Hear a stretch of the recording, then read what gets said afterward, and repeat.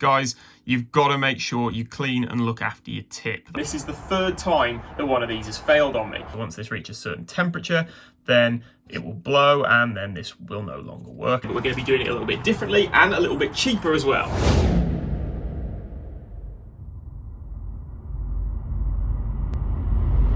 What's going on, guys? Now today we're going to be revisiting a fix that I did last year, but we're going to be doing it a little bit differently and a little bit cheaper as well. Now if you've owned a MK6 Fiesta, or if you've just been following my channel for a while, then you'll probably be familiar with the issue that I'm having.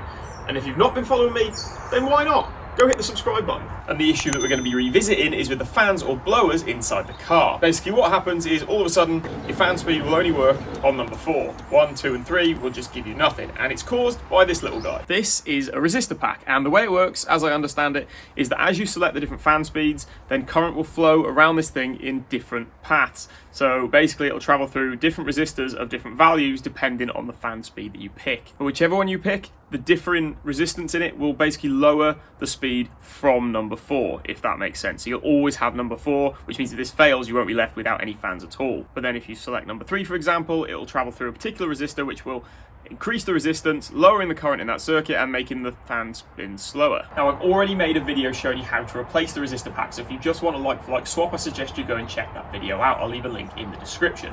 But for this video, I've got a different fix for this. Now, I've owned this car for just over a year, and this is the third time that one of these has failed on me. And I've spent between £7 and £10 per resistor pack to replace it. So you're pushing £30 in a year just to replace these things, in my experience. But I've got a different fix for this video. I'm going to show you what that is today, and it's a little bit cheaper than paying £7 to £10 a pop on one of these. Now don't worry, we're not going to be bypassing anything or altering the way in which this works. We're just simply going to be repairing it. Now it's not actually the resistors which are inside here which fail. It's this at the top, which is a thermal fuse. So basically, unlike a normal fuse, rather than just blowing when a certain current passes through here, this is actually triggered by temperature. So once this reaches a certain temperature, then it will blow and then this will no longer work anymore. And I got a pack of 5 replacement fuses on eBay, and it cost me £4.49 for all 5 of them. As you can see, I've only got 4 here. That's because I've already done this fix once on the resistor pack that's in the car, and I know that it works. But I'm going to swap this one over today to show you guys how to do it, and also then I've got a spare one, so next time if it blows again, I can just swap it out for this one and then repair the one that's in there with another one of these fuses. Now if we look at this a little bit closer, you can see that there's 192C written on here, which I believe is the temperature rating of this fuse. So it's 192 degrees Celsius that this will blow. I'm not sure whether that's like 192 degrees continuous or whether that's instant as soon as it hits it. I'm not really sure, but the replacement fuses I've got are a slightly higher temperature rating. So if we look on here somewhere, there we go, so it's 216 degrees C. So hopefully these will withstand a little bit more heat, and this might prolong the life of our resistor pack a little bit. I'm not entirely sure, but these should be fine to use on here. Like I said, I've already done this swap on the resistor pack that's in my car and it worked fine, and the fans have been working ever since. It's been going for about a week and I've had no issues. So let's get this fuse swapped over for this new one, and hopefully we'll have another working resistor pack. Now it's worth mentioning that we're going to be soldering to replace this. Now straight away I know what you're thinking: soldering, heat, thermal fuse. What happens if we blow the fuse with the soldering iron? Well, that is one thing that we've got to be careful of. And if you look at the original, you can see the connections there aren't soldered. I'm not entirely sure how they're attached. It must be some form of crimping.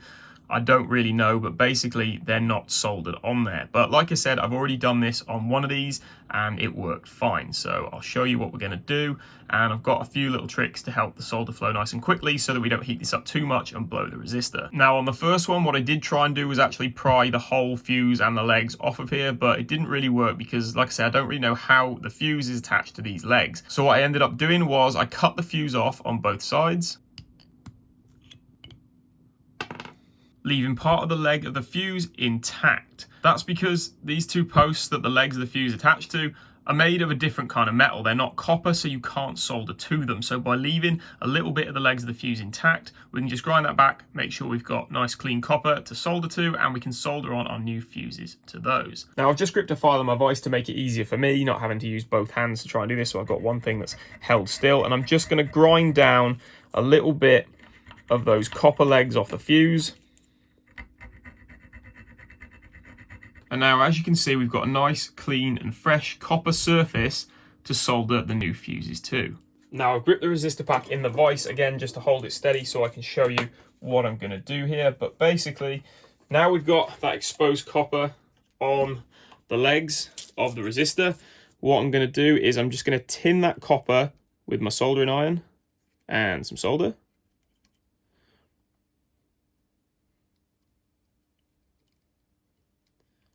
Tinning basically just means applying a little bit of solder so that there's already some on there ready for when we heat this up. It should just make it that little bit quicker to melt it and then attach our new fuse. Now this is where we've got to be careful attaching the new fuse, because we don't want to put so much heat on here that it blows this fuse, because like I said, it's a thermal fuse. But I've got a little trick to make sure the solder flows a bit easier. Now you don't have to do this, and I'll try one side with this method and one side without just to show you. But basically what I've got here, this is a flux pen, and flux is basically just a liquid which helps solder flow a little bit better. So I'm going to put a little bit of flux on this leg here, and I'm also going to put some on the leg of the fuse. But I'm just going to do it on this side, and then I'll do the other side without this and just see, you know, if it flows the same or if we blow the fuse. I just want to find out, because the other one I use this on both sides and not everyone will have access to this as well. This is just something that I can use because of work.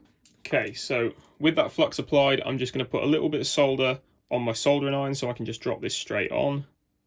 So we've got a nice blob of solder on the iron, and I'm just going to hold the fuse in place over where we tinned earlier, and then you can just see how that flows. See, nice and quick, and that is attached. Okay, so now I'm going to do the other side. I didn't quite put this right in the middle, but it shouldn't really matter. We've got a good enough surface there to go to, so I'm just going to put a little bit of solder on the iron again. Now remember, I haven't put any flux on this side, so I just want to see how well this side goes. Not quite bonded yet.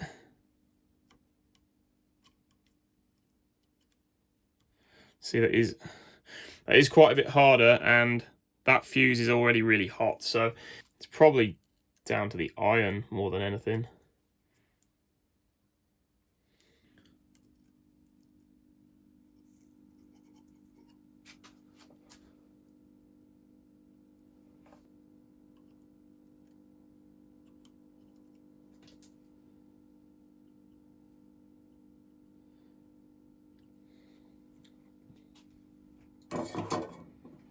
And there we go, that is soldered on there nicely, and that is not budging. So now we can just trim off the legs of the new fuse.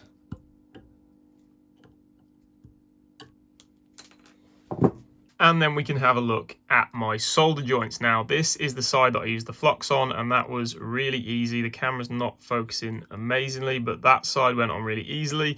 This side I struggled a little bit with from not using the flux, but I did get it on there. Now we can double check that we didn't blow this fuse while using the soldering iron with the heat. But before we do that, I'm going to test it with a multimeter. But before we do, I'm just going to test our original fuse. So this is the one that was already on there. So I've got a little multimeter here set to continuity just to see if there is a connection through there. And what I'd expect is that this shouldn't make any noise when I try and touch the two sides of this. So yeah, we're getting nothing there. And then if we go across our new fuse, let's see if we hear a noise. And you can see a reading on the screen as well.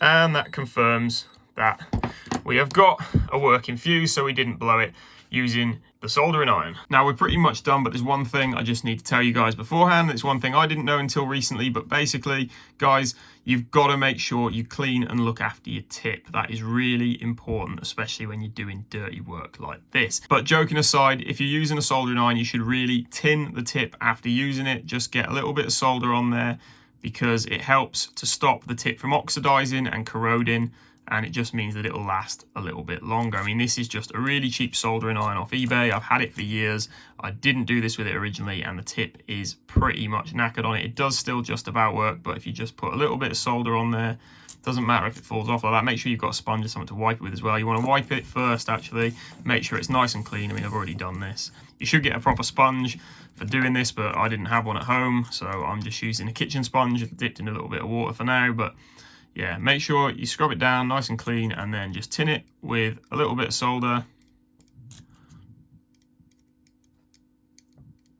And then turn off your soldering iron, and you should have A nice little bit of solder on there. It doesn't look the best, but like I said, it should just help keep your tip in tip-top condition. So there we go, that's all there really is to it. So yes, it is a little bit more involved than just swapping one of these out for a new one, but it's definitely a hell of a lot cheaper. So I'll make sure to leave the link to those fuses that I bought in the description. Like I said, I've already done this on one of these that's in my car, and this is just going to be a spare for me now, but I can guarantee that this fix does work. I'm not really too sure how long for, because I have only done it this week, but so far it's been working without any problems. So be sure to let me know what you think of this fix in the comments as an alternative, and if you like the channel, be sure to subscribe so you don't miss future videos. For this video, it's time to end, so thank you very much for watching, and I'll see you next time.